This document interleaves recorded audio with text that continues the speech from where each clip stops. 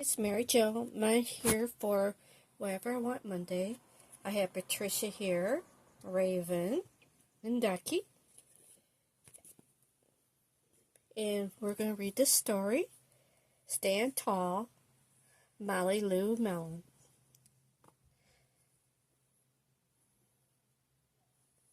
Okay. I'm going to head and put the girls on my lap, and that way you guys can see the pictures while I read it.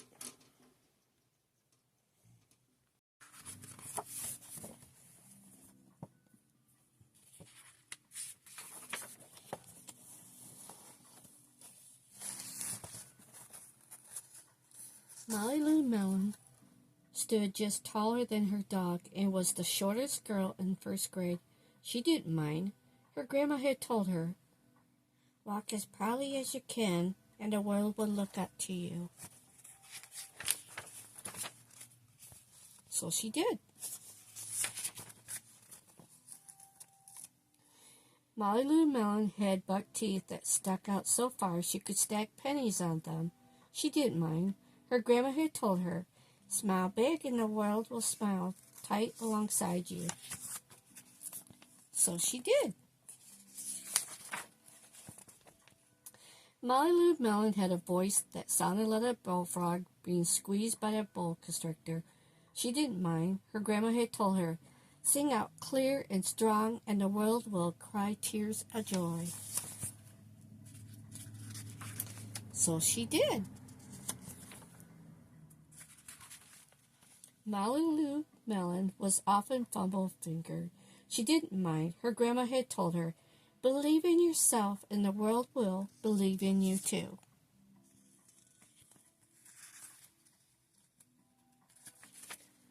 So she did. Sorry. Then Molly Melon moved to a new town.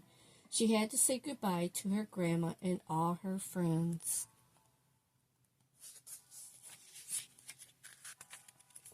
And start in a new school.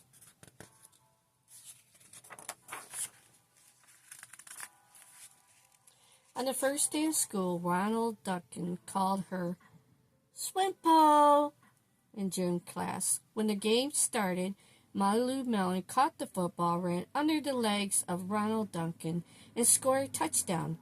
All the children thought, "Wow, she's good!" And Ronald Ducky felt very foolish.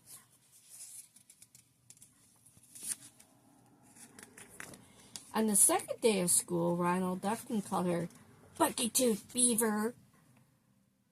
Molly Melon took out her pennies and stacked 10 high on her teeth and smiled as big as day. All the children smiled with greed, and Ronald Ducky felt very foolish. On the third day of school, Ronald Ducky said, "You sound like a silly duck. Honk, honk."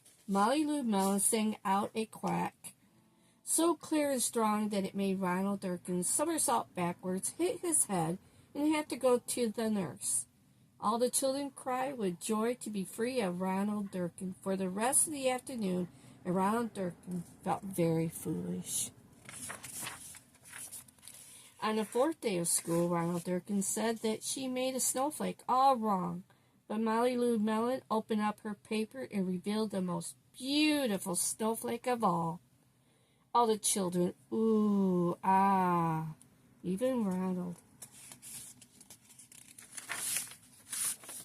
On the fifth day of school, Ronald Ducky brought Molly Melon a stacking penny for her tooth and smiled at her.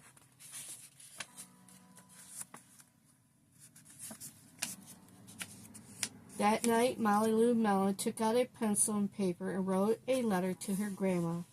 "Dear Grandma, I wanted to tell you that everything you told me was exactly right. Love, Molly Melon." And look, Raven, there's a kitty on here that looks like you. Well, these girls are ready for bed. Thank you for watching, and I hope everybody have a wonderful evening. Bye now.